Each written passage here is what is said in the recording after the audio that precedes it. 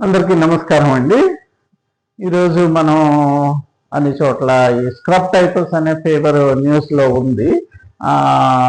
కావున దాని గురించి మనం శ్రోతలకి అవగాహన కలిగించడానికి ఈ షార్ట్ వీడియో చేస్తున్నాము. ఈ స్క్రబ్ టైఫస్ అనేది ఒక ఫీవర్ అండి. It is mite borne infection అనమాట. Rickettsial infection. It is virus కాదు, బ్యాక్టీరియా కాదు, ఫంగస్ కాదు. It is a bacterium type infection అనమాట. యూజువల్గా ఆస్ట్రేలియాలో ఏషియా పసిఫిక్ రీజన్స్లోని ఏషియన్ పసిఫిక్ రీజన్స్లో ఉంటుందండి. సుమారు WHO అంచనాల ప్రకారం సుమారు 1/4 of all fever cases in the world are due to scrub typhus అని చెప్తారండి.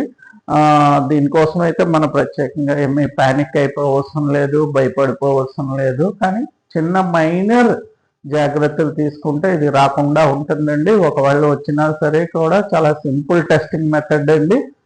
చాలా simple blood test, ELISA IgM అనే టెస్ట్ ద్వారా దీన్ని సింపుల్గా గుర్తించవచ్చు.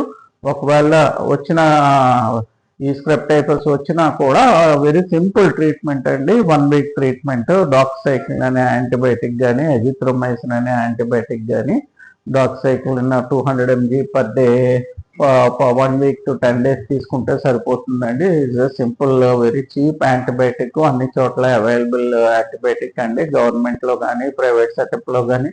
ఈ బ్లడ్ టెస్ట్, దీనికి సంబంధించిన బ్లడ్ టెస్ట్ కూడా గవర్నమెంట్లోని, ప్రైవేట్ సెటప్లోని అన్ని చోట్ల అవైలబుల్ టెస్ట్ అండి. సాధారణంగా వెరీ మైల్డ్ డిసీజ్ అండి. Some times it is a moderate disease. Very rarely it is a serious disease అండి. ఒకవేళ లివర్కి కానీ, బ్రెయిన్కి కానీ, హార్ట్కి కానీ, లంగ్స్కి కానీ స్ప్రెడ్ అయితేనే ఇది క్రిటికల్ అవుతుంది, హాస్పిటల్లో ఉండాల్సిన అవసరం వస్తుందండి. But this is a very very rare situation. Very simple disease. Symptoms ఏంటంటే ఫీవర్, బాడీ పెయిన్స్, గ్లాండ్స్ రావచ్చు, బాడీ మీద ర్యాష్ రావచ్చు అండి, తలనొప్పి రావచ్చు. తర్వాత ఈ మైట్ ఎక్కడైతే మనకి బాడీలో ఎంటర్ అవుతుందో అక్కడ స్కిన్ మీద చిన్న తొక్కలాగా కానీ ఒక బ్లాక్ పొక్కులాగా రావచ్చండి. అది చాలా మందిలో కనిపించవచ్చు. బట్ కనిపించకపోయినా అది మనకి సంక్రమించవచ్చు.